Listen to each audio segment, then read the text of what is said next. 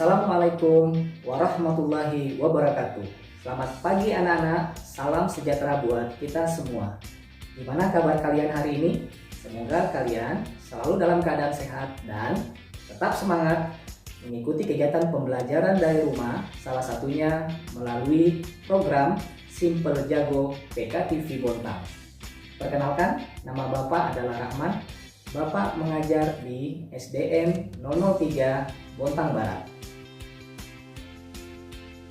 Pada kesempatan ini, Bapak mengingatkan kepada anak-anakku sekalian untuk tetap selalu menjaga kesehatan dan tetap menerapkan protokol kesehatan di mana saja kalian berada untuk memutus mata rantai penyebaran COVID-19 dengan cara yang pertama, rajin mencuci tangan menggunakan sabun pada air yang mengalir. Yang kedua, gunakan masker dengan baik dan benar ketika kalian berada di luar rumah atau saat kalian sedang sakit. Yang ketiga, tetap berada di rumah, lakukan aktivitas di rumah, terutama di masa pandemi saat ini. Rumah adalah tempat yang paling aman buat kita semua. Yang keempat, tetap jaga jarak aman saat kalian berada di luar rumah atau berada di tempat keramaian. Nah, anak-anak, sebelum kita memulai kegiatan pembelajaran pada hari ini, mari kita berdoa terlebih dahulu menurut agama dan keyakinan kita masing-masing. Berdoa, silakan.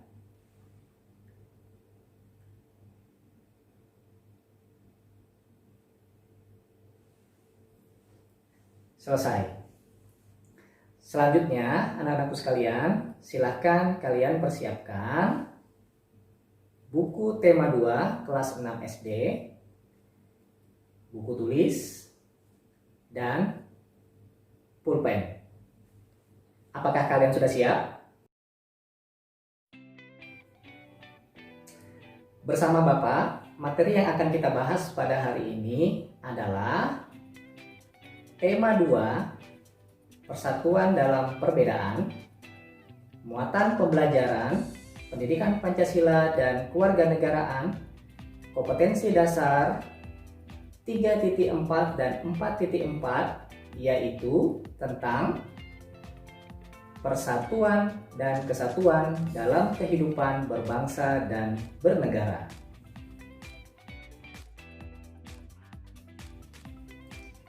Adapun tujuan pembelajaran kita pada hari ini adalah setelah mengamati tayangan ini, diharapkan kalian dapat yang pertama menjelaskan persatuan dan kesatuan dalam kehidupan berbangsa dan bernegara dengan benar. Yang kedua, setelah mengamati tayangan ini, kalian dapat menyajikan hasil telaah persatuan dan kesatuan dalam kehidupan berbangsa dan bernegara. Apakah anak-anak masih ingat materi tentang penerapan nilai-nilai Pancasila, khususnya sila ketiga Pancasila? Nah, anak-anak, materi tersebut masih berkaitan dengan materi yang akan kita pelajari kali ini. Coba kalian amati gambar yang terdapat pada layar televisi. Menurut kalian, keberagaman apa yang terlihat pada layar televisi kalian? Ya, betul sekali. Keberagaman suku dan etnis. Selanjutnya, apakah gambar tersebut menunjukkan sikap persatuan dan kesatuan? Mengapa? Tepat sekali. Gambar tersebut menunjukkan sikap persatuan dan kesatuan karena walaupun mereka berbeda suku dan etnis, mereka tetap bermain bersama-sama.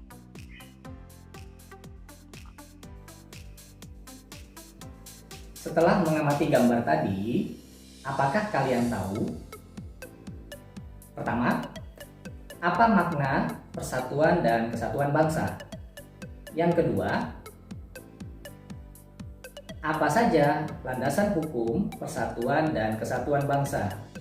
Yang ketiga, bagaimana pelaksanaan persatuan dan kesatuan bangsa? Yang keempat, apa saja manfaat dari persatuan dan kesatuan bangsa? Yang kelima, sikap apa saja yang harus dikembangkan untuk menjaga persatuan dan kesatuan bangsa?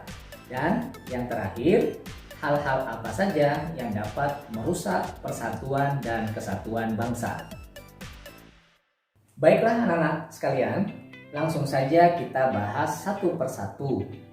Yang pertama, makna persatuan dan kesatuan bangsa. Persatuan dan kesatuan berasal dari kata satu, yang artinya utuh dan tidak terpecah belah. Persatuan dan kesatuan berarti bersatu dalam keberagaman. Seperti kita, masyarakat Indonesia, yang tetap utuh dan bersatu walaupun kita berbeda agama, berbeda suku, dan berbeda budaya.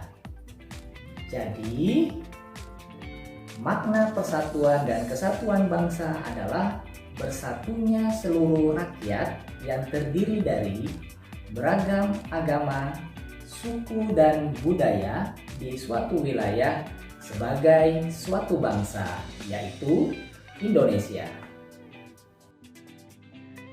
Nah, anak-anak, selanjutnya, bagaimana persatuan dan kesatuan bangsa Indonesia tercipta? Perlu kalian ketahui bahwa persatuan dan kesatuan bangsa Indonesia tercipta karena yang pertama, masyarakatnya tinggal di wilayah yang sama, yaitu wilayah Negara Kesatuan Republik Indonesia atau yang sering kita sebut NKRI. Yang kedua, masyarakatnya memiliki perasaan senasib dan sepenanggungan. Artinya, masyarakat Indonesia memiliki penderitaan yang sama akibat tindakan semena-mena para penjajah. Yang ketiga, masyarakatnya memiliki kebutuhan untuk bersatu dengan orang lain.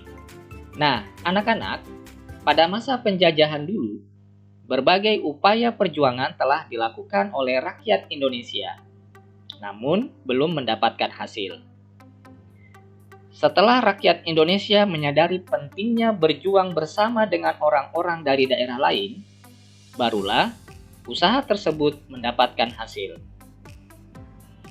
Kesadaran untuk bersatu inilah yang mendasari kebangkitan bangsa, lahirnya Sumpah Pemuda, sampai pada puncak perjuangan rakyat Indonesia, yaitu Proklamasi Kemerdekaan Republik Indonesia. Berikutnya, semboyan yang melandasi persatuan dan kesatuan bangsa. Nah, anak-anak, tahukah kalian apa semboyan yang melandasi persatuan dan kesatuan bangsa Indonesia? Ya, betul sekali. Semboyan yang melandasi persatuan dan kesatuan bangsa Indonesia adalah Bhinneka Tunggal Ika yang terdapat pada lambang negara kita, yaitu Garuda Pancasila.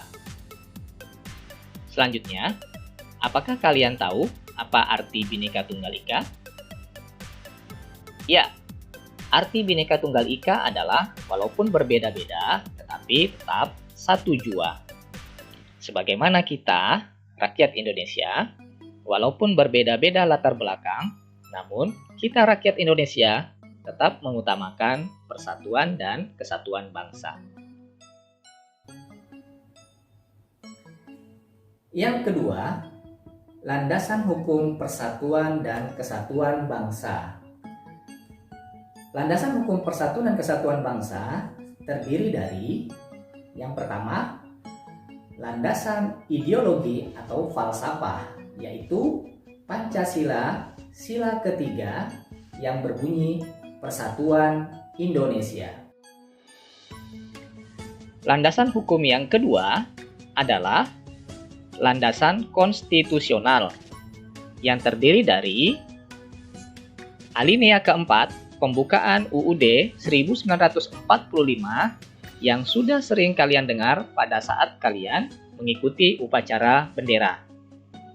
Yang kedua, UUD 1945 pasal 1 ayat 1 yang berbunyi, negara Indonesia ialah negara kesatuan yang berbentuk republik. Ketiga, UUD 1945 pasal 30 ayat 1 yang berbunyi, tiap-tiap warga negara berhak dan wajib ikut serta dalam usaha pertahanan dan keamanan negara. Selanjutnya, landasan hukum yang ketiga adalah landasan operasional atau dasar hukum, yaitu ketetapan MPR atau TAP MPR nomor 4/MPR/1999 tentang garis-garis besar haluan negara yang disingkat GBHN. Pembahasan kita yang ketiga adalah pelaksanaan persatuan dan kesatuan dalam kehidupan berbangsa dan bernegara. Nah, anak-anak sekalian, persatuan dan kesatuan dimulai dari lingkungan terkecil kita, yaitu keluarga, lalu sekolah, dan masyarakat. Berikut pembahasannya. Di lingkungan rumah. Contoh, pelaksanaan persatuan dan kesatuan di lingkungan rumah. Yang pertama, bekerja sama membersihkan rumah. Yang kedua, membantu adik mengerjakan PR atau tugas-tugas sekolah. Dan yang ketiga, saling menghormati dan menyayangi antar anggota keluarga. Nah, anak-anak, manfaat yang bisa kita rasakan adalah dari contoh yang pertama tadi, pekerjaan menjadi lebih ringan dan pekerjaan cepat selesai. Selanjutnya, manfaat yang bisa kita rasakan dari contoh yang kedua dan ketiga adalah keluarga menjadi rukun dan harmonis, serta keluarga akan hidup tenang, damai, dan nyaman.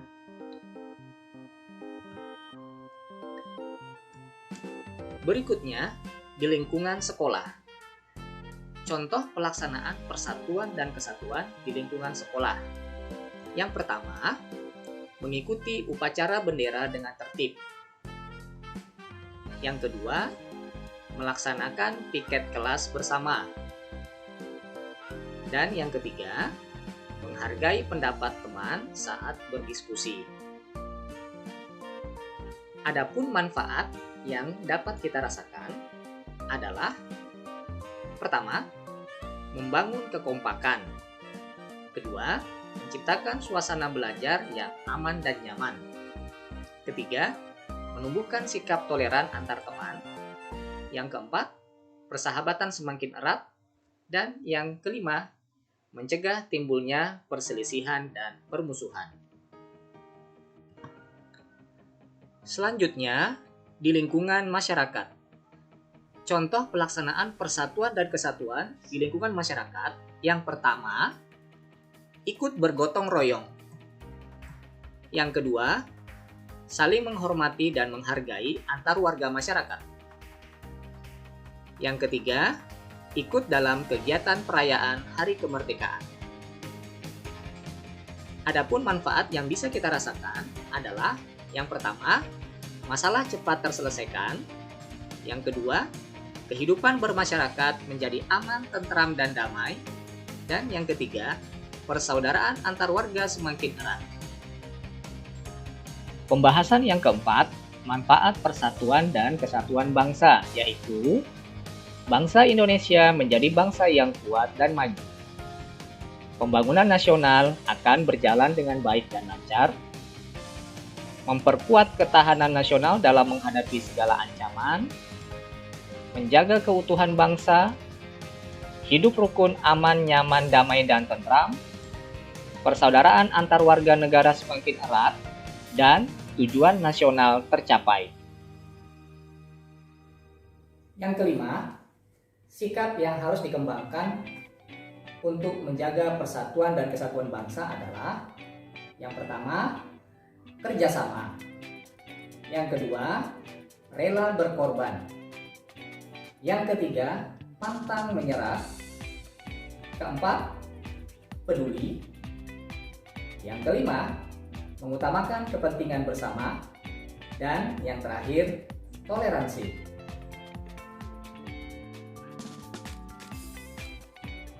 Selanjutnya pembahasan kita yang keenam atau yang terakhir tentang hal-hal yang dapat merusak persatuan dan kesatuan bangsa. Yang pertama, berkelahi. Yang kedua, menyampaikan berita bohong atau hoax yang berisi fitnah, tipu daya, dan ujaran kebencian. Yang ketiga, mengejek atau menghina orang lain.